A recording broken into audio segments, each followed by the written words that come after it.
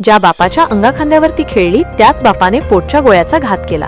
त्या निर्दयी बापाने तिच्या पोटात वाढत असलेल्या चिमुकल्याचाही विचार केला नाही। गर्भवती असलेल्या मुलीवरच तिच्या सासरी जाऊन घरात घुसून तलवारीने सपासप वार करत ठार केले।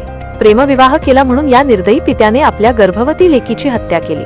कर्नाटकातील इनापूर गावात घडलेल्या या घटनेने माणुसकीला काळीमा फासला आहे। सैराटलाही लाजवेल असं हे कृत्य होतं। या घटनेनंतर एकच हळहळ आणि संतापही व्यक्त केला जात आहे। या हत्येमागे प्रेमविवाहाबरोबरच जातीय गणितही आहे। त्यातूनच ही मुलीची बापाने हत्या केली। मान्या पाटील या तरुणीचे गावातीलच विवेकानंद या तरुणाशी प्रेम संबंध होते। त्यांनी त्यातून लग्न केले होते, मात्र हे लग्न तरुणीच्या घरच्यांना मान्य नव्हते। रविवारी संधी साधून वडील प्रकाशगौडा पाटील हे नातेवाईकांसह तिच्या सासरच्या घरात घुसले।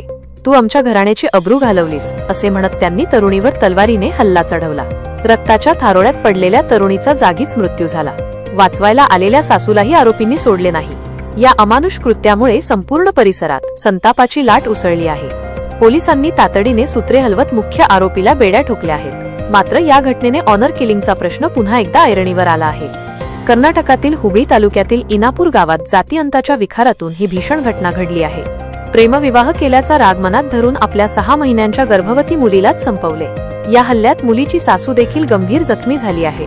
मान्या पाटील आणि विवेकानंद दोड्डामणी यांच्या आंतरजातीय विवाहाला असलेल्या विरोधातून हे टोकाचे पाऊल उचलण्यात आले आहे। मिळालेल्या माहितीनुसार मान्या आणि विवेकानंद यांनी 7 महिन्यांपूर्वी घरच्यांच्या विरोधात जाऊन विवाह केला होता। विवेकानंद हा दलित समाजातील असल्याने मान्याच्या कुटुंबाचा या लग्नाला तीव्र विरोध होता। हा विरोध जुगारून या दोघांनी लग्न केले। शिवाय ते गाव सोडून अन्य ठिकाणी राहत होते, पण त्यांनी 7 महिन्यानंतर गावात परतण्याचा निर्णय घेतला। पण हा निर्णय त्यांच्या जीवावरच बेतेल याची त्यांना पुसटतीही कल्पना नव्हती। 8 डिसेंबर रोजी हे दाम्पत्य गावात परतले। ते गावात येण्याची वाट मुलीचे कुटुंबीय पाहतच होते।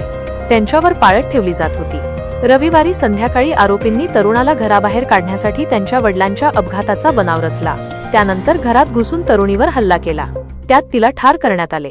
पोलीस कारवाई या प्रकरणी पोलिसांनी मुख्य आरोपी प्रकाशगौडा पाटील याला अटक केली असून त्याचे इतर साथीदार फरार आहेत। गावात सध्या तणावपूर्ण शांतता असून मोठा पोलीस बंदोबस्त तैनात करण्यात आला आहे।